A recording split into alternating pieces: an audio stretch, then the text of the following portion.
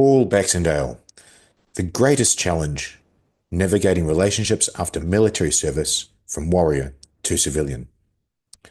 Welcome to a profound conversation with Paul Baxendale, a sequel guest with a rich background in bodybuilding, personal training, and academia.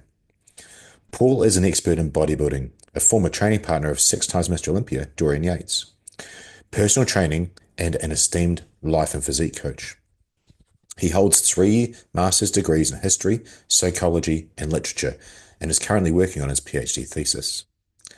This 3-part discussion centers around the unique challenges faced by military and service personnel, particularly in relation to their service life, relationships, and the transition to civilian life. After listening to this show and what Paul reveals, you will be able to navigate the complexities of military and service life, improve your relationships, and create positive personal growth. The fact that over 90% of Navy SEAL marriages end in divorce is a statistic that underscores the challenges faced by those in such demanding professions. He highlights the psychological aspects of masculinity, the high divorce rate among military members, and the importance of understanding one's shadow self. This episode provides valuable insights into navigating the complexities of military and service life and personal development after and the relationships that follow. We talked about understanding the shadow self, the transition from warrior to civilian, challenges of transition, decompression techniques, communication in relationships, Paul's personal reflections on marriage and tragedy, emotional awareness, balancing masculine and feminine energies, identity and self-reflection, and creating space for that self-reflection. This show is packed with valuable insights into the psychological aspects of the military and service lives, the challenges of maintaining relationships, and the transition from warrior to civilian. Paul's expertise and personal experiences offer a rich foundation for understanding these issues, making this episode a must listen for everyone. Read the actionable tips in the show notes written below. By implementing those tips that you just read, you can navigate the complexities of military life, improve your relationships, and foster personal growth. You can connect with Paul on his website at paulbaxendale.com and on Instagram, instagram.com Paul Baxendale. Thanks for watching. I'm Damien Porter, former New Zealand Special Forces operator, subject matter expert from HowNotToDieGuy.com. And you're listening to my Straight Talk Mind and Muscle podcast, sponsored by State, the ultimate daily formula for optimum hormone health, stress management, energy, and performance. 100% natural and clinically proven ingredients.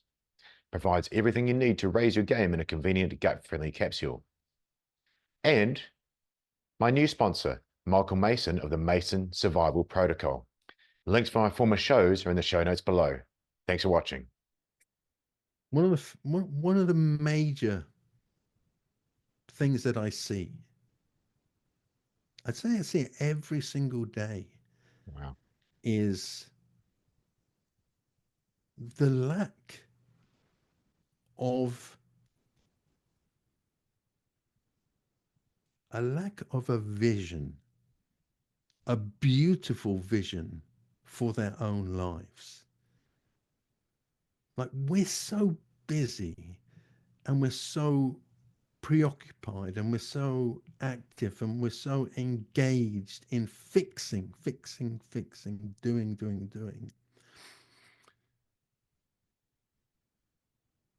So rare that anybody takes some time to self-contemplate their lives. And for a start, are you on the road to where you want to go? That's a really big question to ask.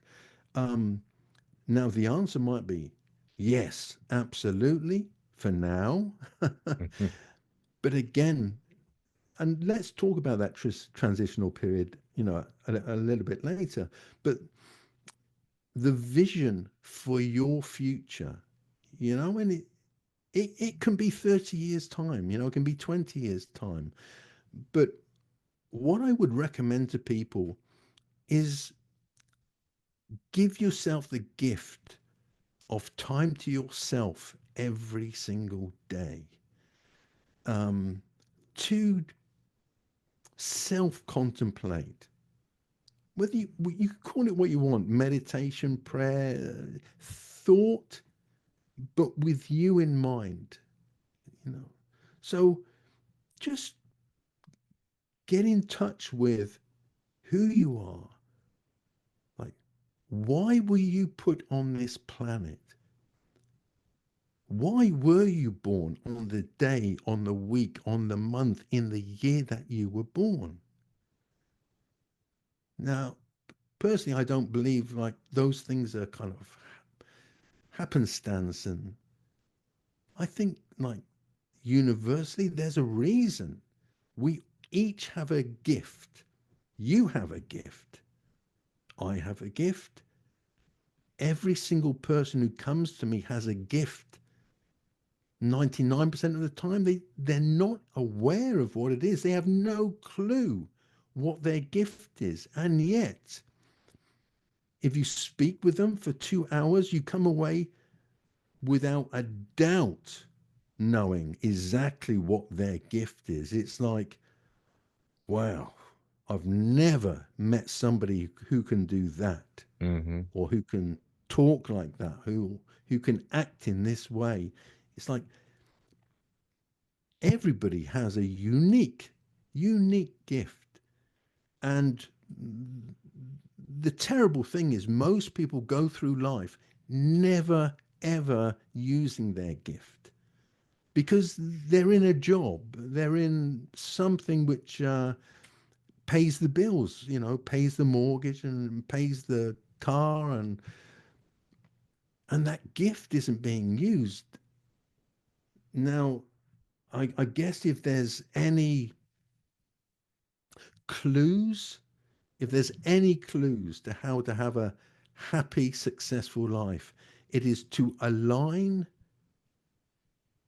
what you would call work in your life, align that with your gift. Mm-hmm. And well, how do you know what your gift is? Well,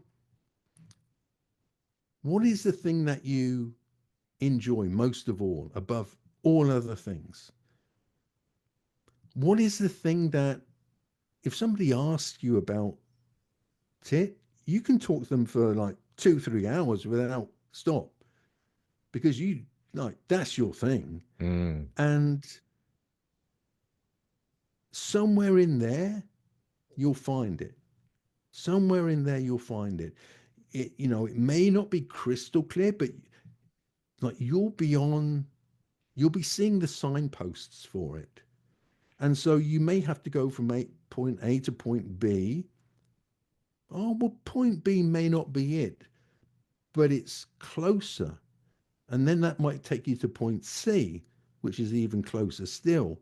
And so it may take you a while to get to that perfect alignment, but you will get there. You will find it. And once you find it, then you will no longer work another day in your life. Because what you do doesn't feel like work,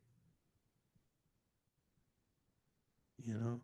Um, and the language we use is so important. Like I hear everybody talks about, oh, I'm going to work, or work, work, work. I've got to do this today. I've got to do like, I've got to work on my accounts today. I've got to, work on this today or whatever. I'm like, And I thought this just, less than a year ago. I thought language is so important. It's like, Mm. and I, and it's like with a bit of research, you look up kind of like psychological studies, and the advances they've made in like understanding of how the brain works is incredible. The last 5 years has just been absolutely amazing breakthrough. If you just replace that word work with play, it makes such a difference. It's like, oh, I get to play with this today. It's like, oh, Mm.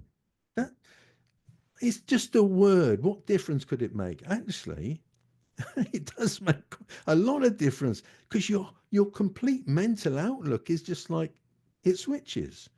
Um, like I might have to say, I've got to write that article, for my university today, Hmm. and I've got to do all this research, and and then I've got to write it, academically so that it gets um, passed by 5 professors before it can get published. And it's like, well, what if I get to play to do all of that? Mm. It gets more fun. And it's like, if it's something you're interested in, then gets really fun, And so I think we all have to be careful with the language we use externally, but very much internally as well. There's a It's like, be saying. very careful with the words that you're using in your own brain. Be very careful with the words that you're using to describe yourself. Mm. I find constantly people treat themselves like they would never treat their friend the way they treat themselves. No, you're the Like most important the person you'll ever talk to. man, I'm telling you, the way some people talk to themselves internally, they would never talk to a stranger, let alone a best friend that way. Mm. You should be talking to yourself like you would talk to your best friend. But we don't. We don't. We we talk so harshly about ourselves to ourselves, and it doesn't help you. It really doesn't help you. You can help yourself by treating yourself like you would your best friend. And if you go through periods of depression, and I have been susceptible to, you know, quite long periods of depression in my life, specifically after my accident. That Mhm. was a long period, and I was saying all the wrong things to myself. And I was treating myself worse than I would treat my worst enemy. Mm. It's like, but you don't recognize it. You don't even realize that you're doing it, um, until perhaps somebody might point it out. You know, gee, you're very hard on yourself.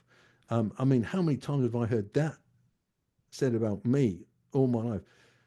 You're very hard on yourself, Paul. And I'm like, yeah, I mean, I demand a lot from myself. And I suspect a lot of you guys and ladies would demand a lot of yourselves too. I bet you're very hard on yourself. I Oh, bet incredibly so. I bet the standards you hold yourself to are incredibly high. And it's one of the reasons why people love and respect you so much.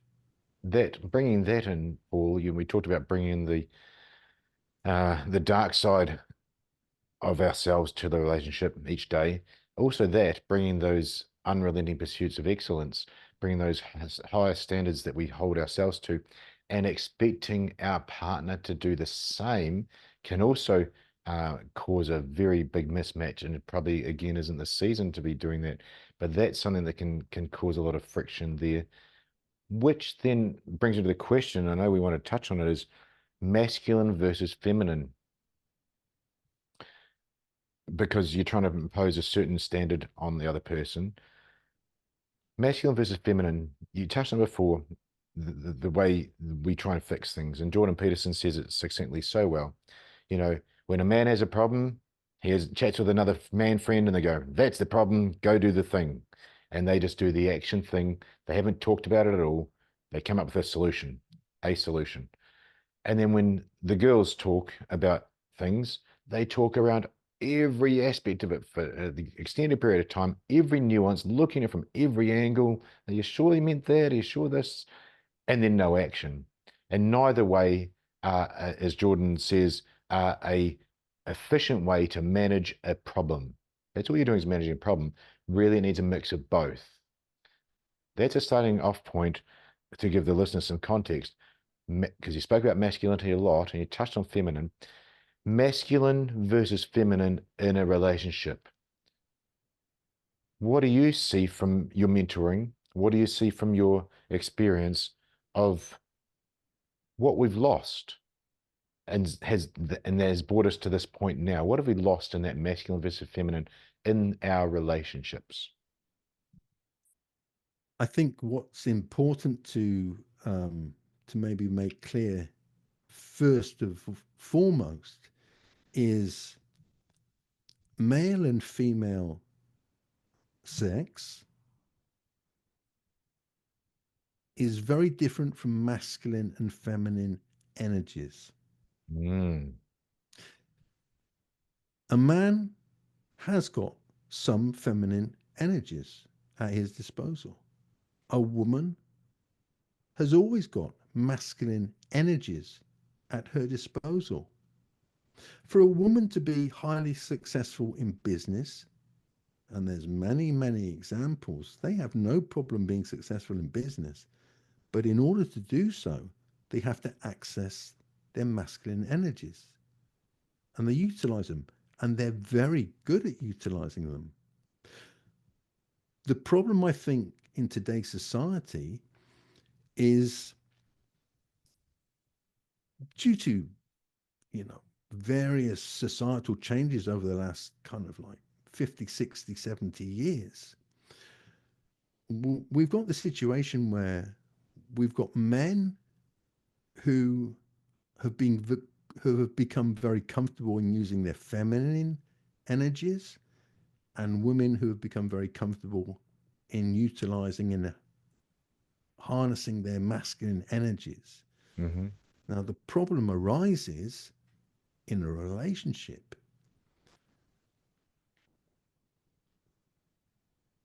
For a man and a woman to kind of be compatible and have, you know, that attraction, you know, that chemistry we talk about.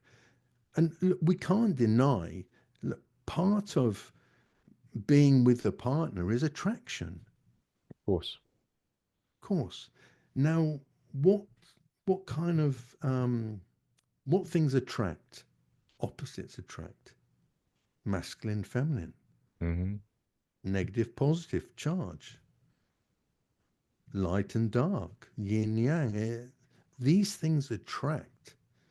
So if you have a masculine man using and utilizing his masculine energies, and you have a woman utilizing and comfortable and living in her feminine energies, you can have a wonderful attraction, and they're going to gel and they're going to work very well together. Today we've got this situation where women are coming home still in that masculine energy mode. They're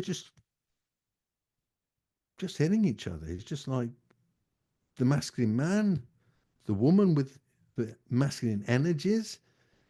There's no attraction there. It's like you almost become like, well, you could become best friends, but the attraction goes, the chemistry goes.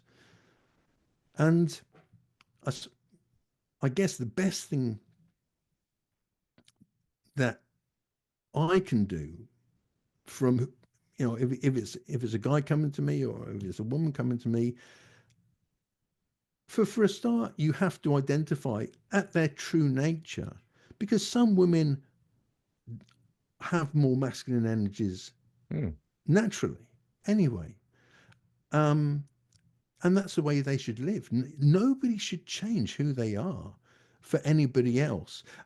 And actually, you mentioned something about, um, you know, expecting somebody else to live to your standards. And yes. no, no, you shouldn't. You No. shouldn't expect that. You know, it's like to the partner, you know, who you've chosen, who have chosen you.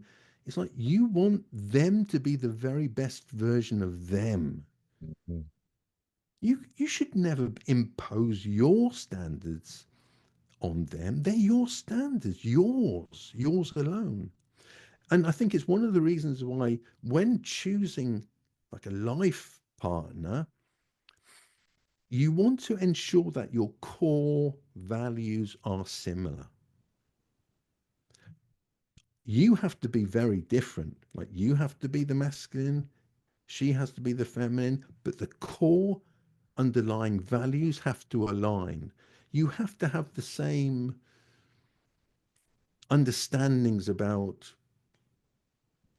what is the relationship, what does it mean, how important is the relationship, um you know, maybe even like core cultural understandings. And but once you've got that core understanding, then you have to you have to work within the complexities of life, which today do involve the mixing of essences and energies, and that becomes problematic. I see so many women coming to me in full masculine energy mode, and when they talk to me, all of a sudden that dissipates completely, and they revert to their feminine core, and their beauty, their inner beauty, like, it blossoms and flourishes, just like, ah, it's like those 2 or 3 days in Japan when the blossoms come out. Mm, mm. It is remarkable to see and listen and watch it happening.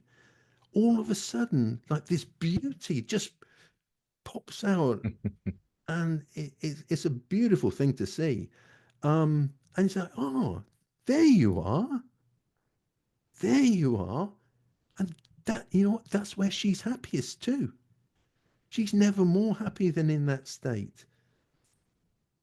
But oftentimes, the her partner, the man, if he's so used to this feminine energy, that's almost like a turn off to her.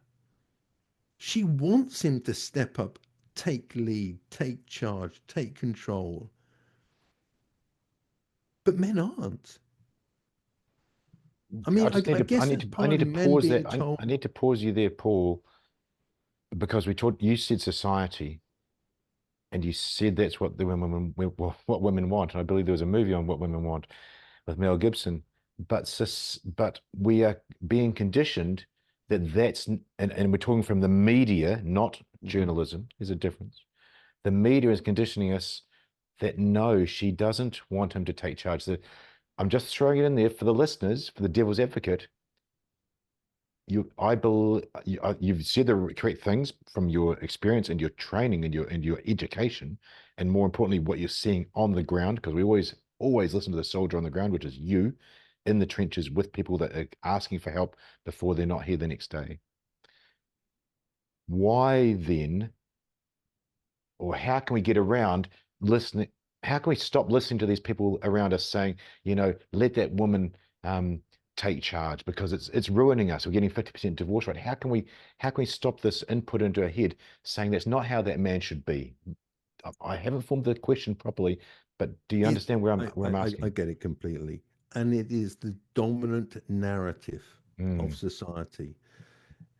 Women are now expected to be business leaders. mm, They're expected to be the greatest mothers, the greatest wives. They're so that being great physical shape all the time, mm, to be beautiful. The expectations on a woman today are so heavy. mm. They're unreasonable. They're they're destroying women. It's Yeah. too much.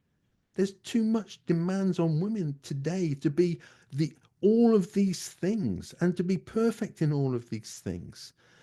Look, my wife, before we had children, we had a conversation, and my wife said to me, when I have children, I want to be a full-time mother, which is kind of counter the dominant narrative today. Narrative, yes. And I said, I want that too. I'm happy with that. What does that mean for her?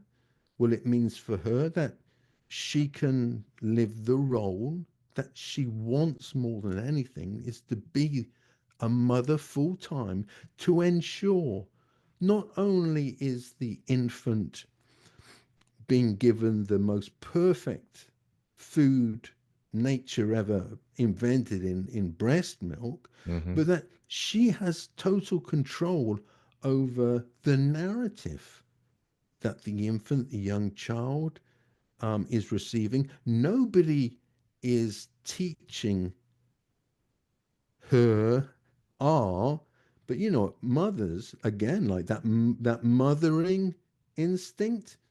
Man, I'll tell you what, if you want to come up against a ferocious beast, you know, Mm-hmm. you try and take away a child from his mother, you know, take away a cub from a lioness, you know, you'll soon find out their shadow self.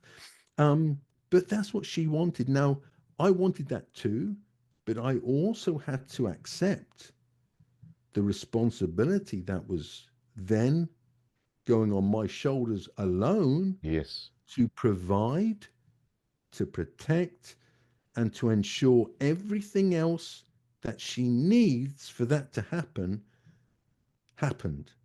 So it put a lot of responsibility on me,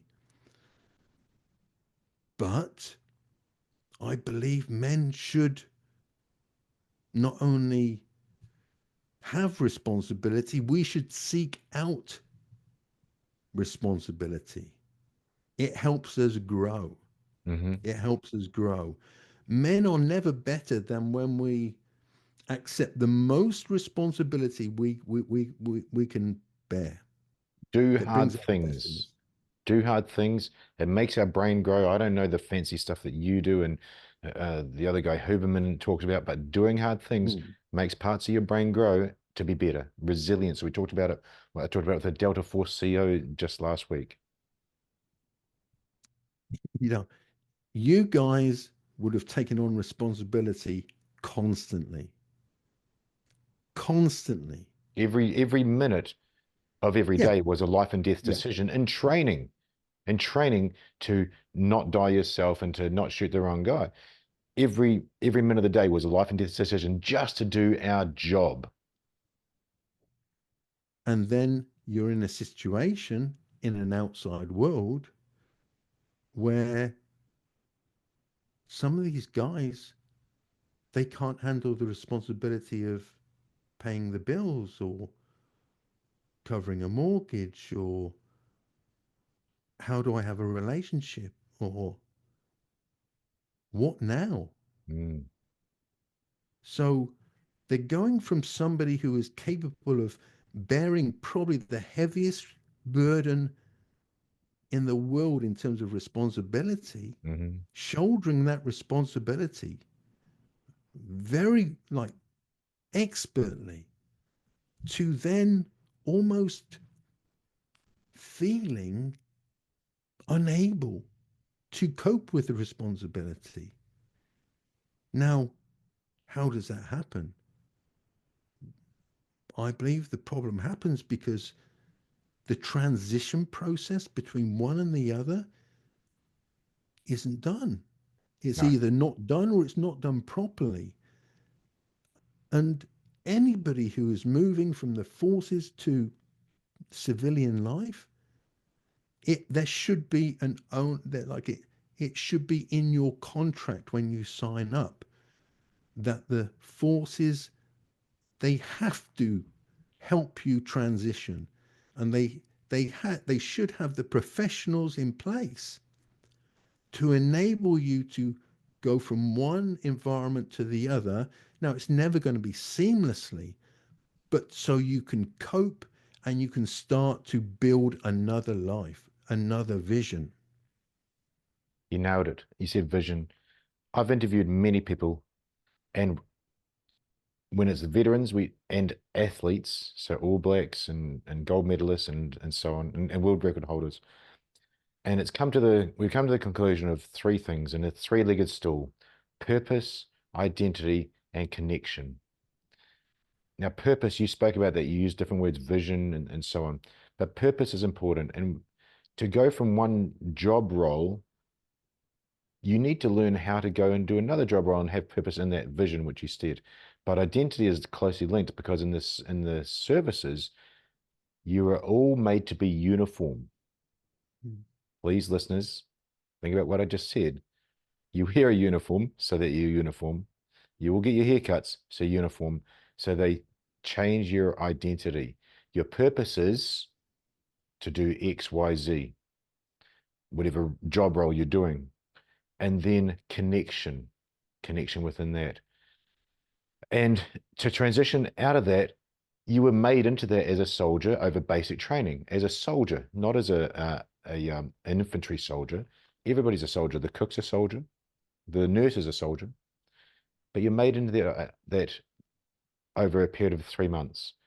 I agree with you completely, Paul, that you must be taught how to transition out of that. I gave the great example of Foxy in the office. It doesn't work. And people need to realize, I didn't realize that. I left the army on Friday. I ended up in Perth on Monday going to do another job because I can do any job because I was a special forces guy. Give me a thing, I'll do the thing. No, in fact, transition, as stated by one other Australian SAS guest, was harder than war when he was doing it by himself. Depression, all those things kick in. Transition was harder than war. So, yeah, you've nailed it there. The We military see must this do that. whether you're coming from a forces background or from any background in life. People will have seen this in elite sports people Mm-hmm. retiring from their whatever sport that they were in, whether it's boxing, rugby, football. How many people know a top sports person who, on retirement, has imploded into a world of drink, drugs, mayhem because they have lost their identity? Mm-hmm.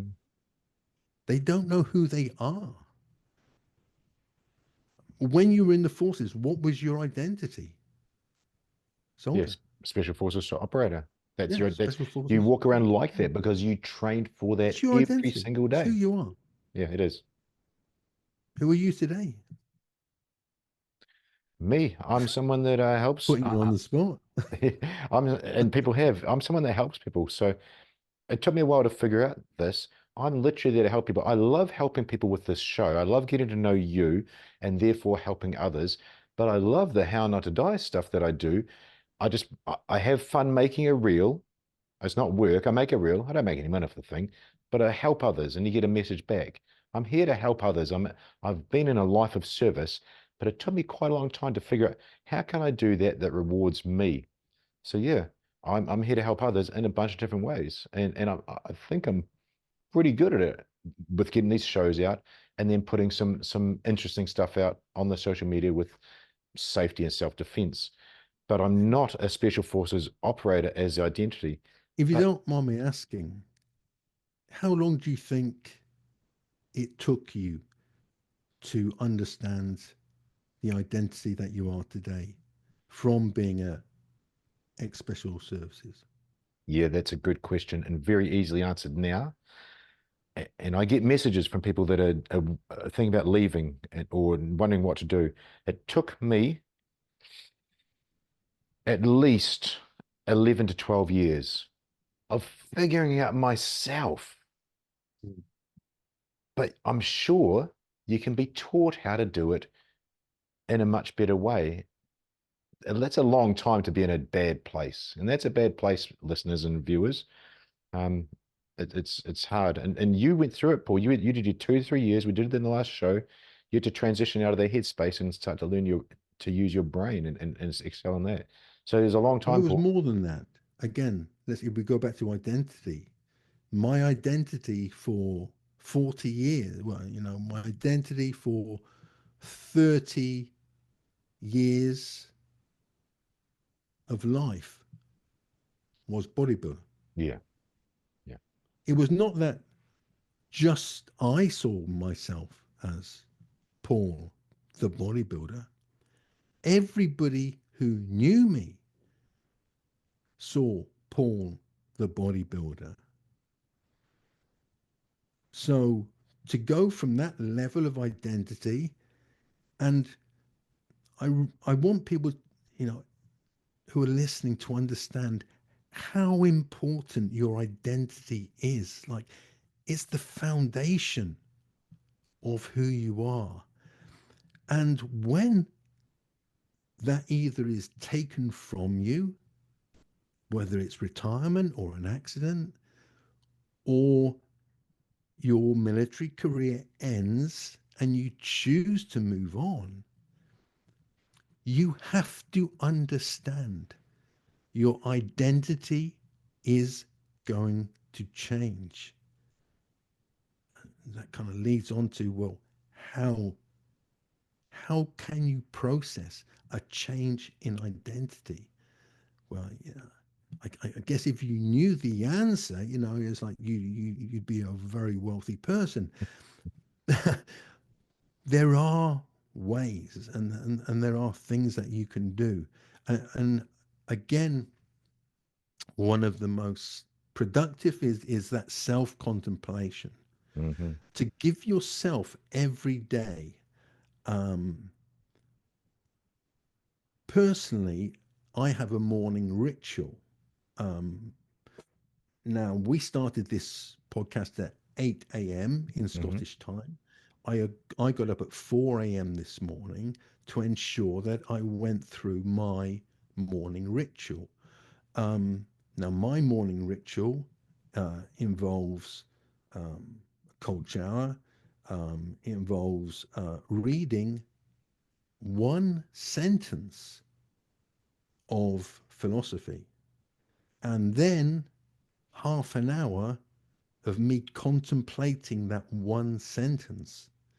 It's real focus right there, pure focus in the start of the day. Yeah, yeah, because I want to learn.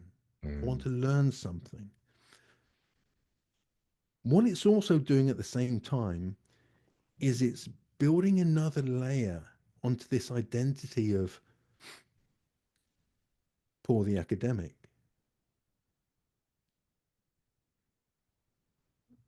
Paul the person who serves other people. And I can honestly say Paul the bodybuilder is dead. He's dead. And I'm going to use mythological terminology again, but this is also religious terminology. So I'm sure everybody will understand what I'm referring to here. In order for us to be able to let go of an identity, in order for a new identity to come, you have to allow the old identity to die,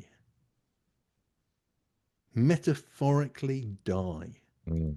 in order for a new identity to be resurrected. So if people religiously want to think in terms of Jesus carrying his cross, carrying his burden of responsibility to the hill of Golgotha, being crucified, dying for 3 days later to be born again, resurrected, to me, that's a metaphor for our lives in terms of how we can evolve. It's more than change. We're evolving. We're actually getting better. We're growing. So I don't know whether you've allowed your old identity to die off completely. I don't know that. I mean, only you will know that. I know that Paul the bodybuilder is dead. That identity no longer exists. Um, who I am now, that's being added to every day, but it's Paul the academic, Paul the server, and that's who I am. And for people watching, if they're transitioning from one career to another, if it's a career that you loved and that formed your identity around it, if you can think metaphorically, you're going to have to allow that to go. It's going to have to go completely. It's no longer a part of who you are, because you need to allow yourself the space to allow something new to take root and to grow and to come alive. And yes, it's going to be painful. It's not pleasant. It's going to be painful. It's going to hurt. But on the other side, the joy, the beauty of the vision that you will see is more than you ever had before. So don't be discouraged by the pain, by the difficulty. What I would say, like the people watching this, like you people, like pain, struggle, difficulty. I'm sure you can bear a lot of pain. You're going to have to, because it hurts. It hurts to let go of something that you loved so much. Mm. But I can guarantee you there is something coming that you will love even more. And the vision from that is so much more exciting than you could ever imagine. Paul, really, you're talking about, we started talking about relationships. I see this as a relationship with yourself. You were talking about, you're going to have to allow it space to grow. And as you were saying it, I thought, well, if you're in a relationship and it's not going good, you've got to cut that away. It's an analogy we use as a parachute cutter. We've got to cut that away to then allow space for the other one to grow. So that's how my operator head sees that. It's a relationship with yourself. But you said space. A few minutes ago, you said your morning routine, and then right near the start, you talked about, you know, having some time to think for yourself, having some you time as a male. That's actually what's helped me out a lot is there's the space for creativity. There's the space for not thinking about stuff. So as males, we don't give ourselves space. We keep ourselves busy. We do the thing. We fix the thing. We fix the thing. Listeners, viewers, I do a 20-minute walk every day. DJ Shipley and the GBRS guys, they put that idea in my head. We learn from everybody, and it's a 20-minute walk without a phone, without a podcast, without headphones, just seeing stuff. And you'll always learn something, and it's spaced for thoughts to grow come into your brain. Now, I love action from when I interview a guest, and as a listener to a podcast, I would have been listening to you, Paul, going, space to grow for this. What do you mean? There's literally some of that you time allowing that space for that to grow. Would you agree with that as a action step that somebody can use? Yes, I can resolutely.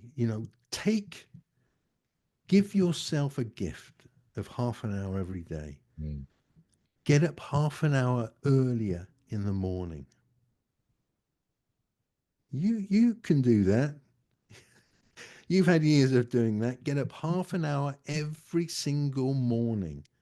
Be disciplined. Set your alarm clock half an hour earlier and use that half an hour as a gift to yourself. And just let your thoughts go wherever they want to go to. If you need a prompter, do what I do. Read one sentence from a book, any book, and just think about that one sentence. And I trust you, that thought will lead to another thought, will lead to another thought. What people may find handy in doing this is to have a notepad and a pencil next to them, because some of the best ideas you will ever have are going to come out of that creative space of Hmm. half an hour. If you don't write them down in that half an hour later, you'll never be able to remember it. I There's no way you'll 100%, be able to remember it. 100% agree and do that and kick myself. So I have a pen and paper just about everywhere. Yeah, I do the same. Like every day, I do a little bit of cardio.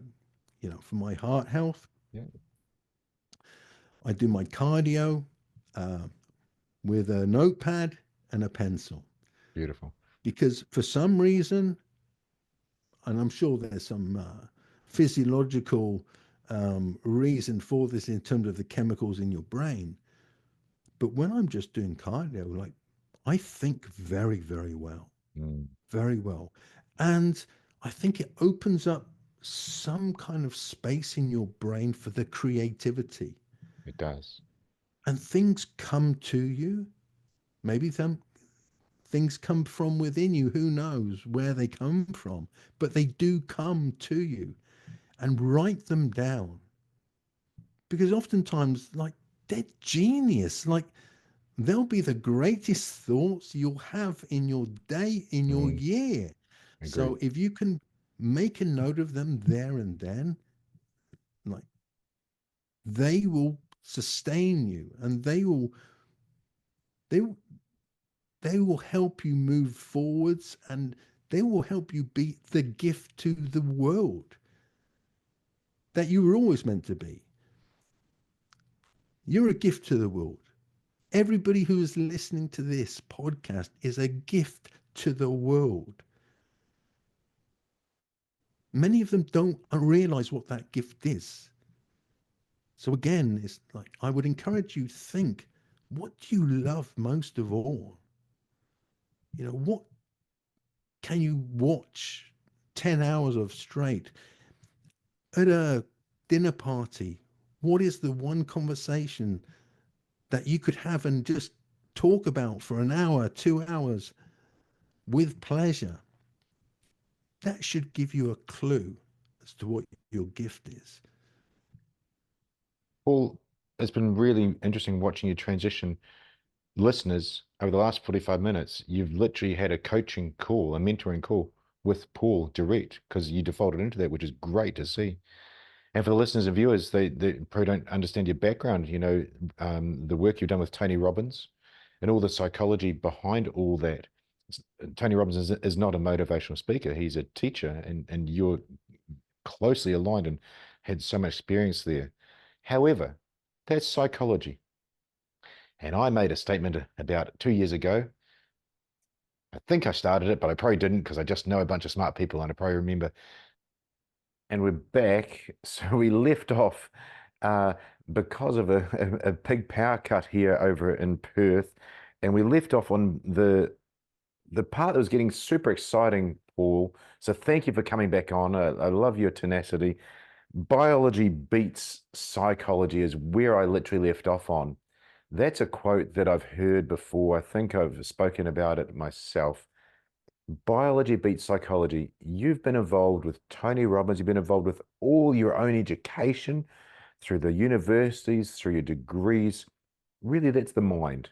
You reworked your whole life identity by working on your mind instead of your body. And that's psychology.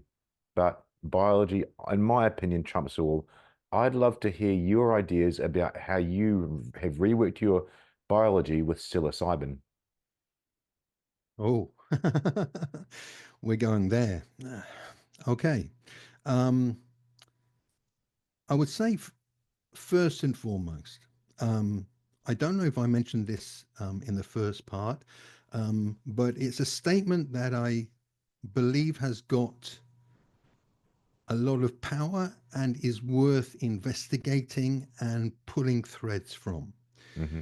And it's something that I tend to acknowledge and keep at the back of my mind each day. And that is pleasure equals dopamine. Right. Happiness can be equated to serotonin. So all of the things that light up your brain's dopamine receptor sites, things like sugar, cocaine, all the drugs basically, um, they hit your dopamine receptors massively. And the problem with all of those addictive substances is they work. Mm. So as I go through life, I always try and keep to the front of my mind that a constant draw towards dopamine can lead me down the wrong path. But the seeking out of serotonin, a much longer acting sense of happiness. Now, I don't think happiness is a end result. It's not an end place. It's kind of like an emotion of the process.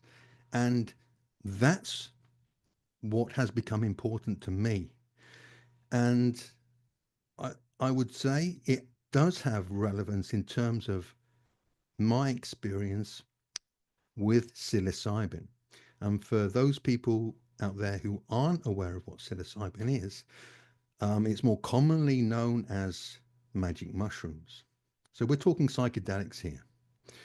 And the first thing I have to make crystal clear is that I am in no way advocating the use of psychedelics for use in getting dopamine or having a good time in a night or in an evening or as an experience. Psilocybin, the plant, has been with us through millennia. And historians, archaeologists have now proven that the human civilizations going back to prehistory have utilized the transformative power of these natural plants in a very spiritual way. So if you're thinking of having a good time and you're going to pop some psilocybin, whether that's in capsule form or whether it's in its original natural mushroom form, you're not going to have a good time. You're not going to have a good time. That's not its purpose. Its purpose has always been a very spiritual one and a transformative one. And to give you some idea of its current place in science and medicine, Johns Hopkins University in America has spent the last 15 years studying psilocybin, in particular with regards to healthy people, with regards to people with severe PTSD, people with severe addictions, people with severe eating disorders, and people with cancer and end of life care. Now, the results have been so dramatic that Johns Hopkins University is ongoing even more with their investigations into this substance, psilocybin. What are the results telling us so far? In a very broad blind placebo study, over 80% of those people who took what's recognized as a high dose, and I may explain that a little bit later, after taking one high dose of psilocybin, 80% of people rated it in the top 5 experiences of their lives. Wow. Over 50% said it was the most transformative experience of their lives, including the birth of their children, marriages, deaths of loved ones, the most transformative event in their life, over 50%. Now, how is that translating into therapeutic use? Mm. Well, I would encourage everyone who is interested in psilocybin to research with Johns Hopkins University. Go up, look into the medical research papers and data, and look at these studies and the results for extreme PTSD and extreme depression. They speak for themselves. After one dose, most people never experience depression or PTSD again. Well, I'd like to interject. I hope it's not an interruption Certainly. because we're on never experienced PTSD again. And I'd like to tell a short story about a friend of mine, Dr. Kirk Parsley, former Navy SEAL. Now, his best friend that went through the BUDS training, the SEAL training with him, he's now in his, I think he's the same age as me, around his 50s or even a bit older. Well, one night, his best friend's wife rings up Kirk. Kirk, you got to come down here.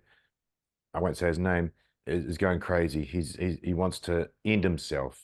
You know, I can't talk him out of it. You got to come down here. Kirk's like, yep, I'm on. I'll be there straight away. Rocks on down to the house. The guy's outside, and he lays out all these reasons, logical reasons, because we're fixers, as we said through the show. Logical reasons why he should end himself right then and there.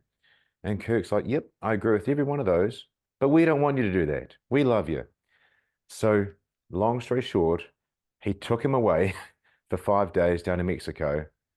I said Dr. Kirk Parsley. He went on to become the doctor of Warcom, which was a big deal, very highly qualified doctor.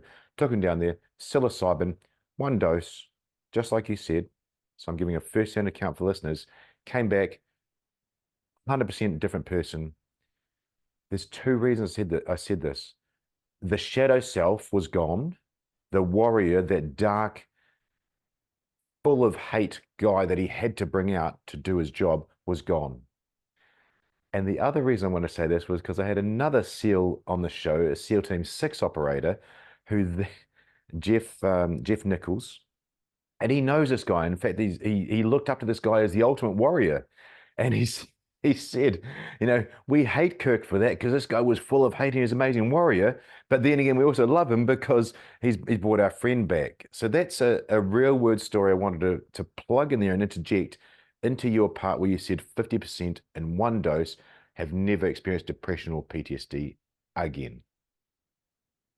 And what's quite remarkable is that this one dose was taken over one evening, and they followed up a year later, and nearly everybody was still experiencing the same effects. Wow. So it looks like its long-term effects are permanent, which obviously from a medical perspective has a lot of people, scratching their heads.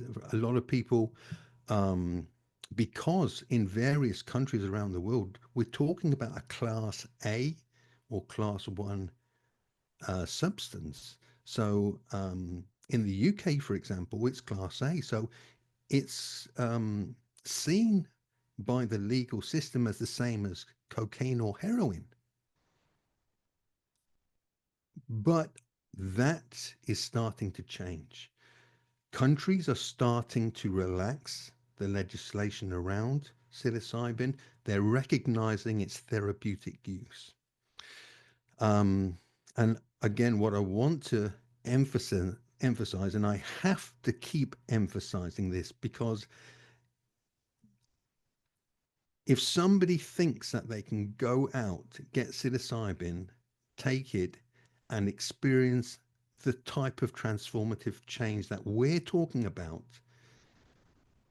they're mistaken.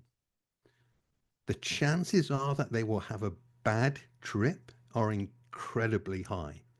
And I would not want anybody to experience what is called a bad trip. So, how do you avoid that? The correct preparation. Now, Johns Hopkins University used the correct preparation. The way that I used it was with the correct preparation. Now, I didn't do it through a medical professor or a doctor, but I did it with somebody who has a vast experience of personally sitting with people during psilocybin journeys. So, what did that preparation entail?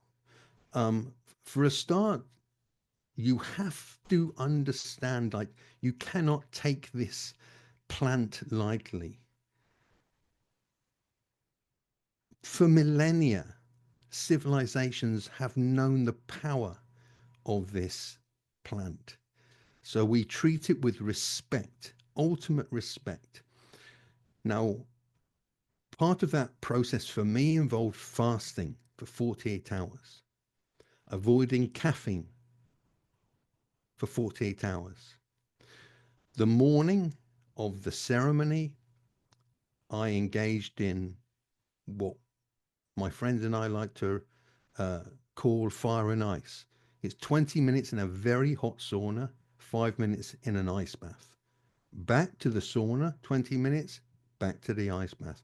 Back to the sauna, 20 minutes, back to the 3-time rotation. And then I had the pleasure of spending the whole day, with my most trusted friend, watching him eat his meals as I fasted. But the one thing that two things that I was instructed upon going into my ceremony was number one. Hi, thanks for watching. I'm Damien Porter, former New Zealand Special Forces operator and former Australian police officer, and your podcast host. Please check out my new project at hownottoDieGuy.com, where I teach everything you need to know to both males and females, at-risk populations, schools, kids, and the elderly for self-defense, situational awareness, and all-round skills that every good person should know. Thanks for watching.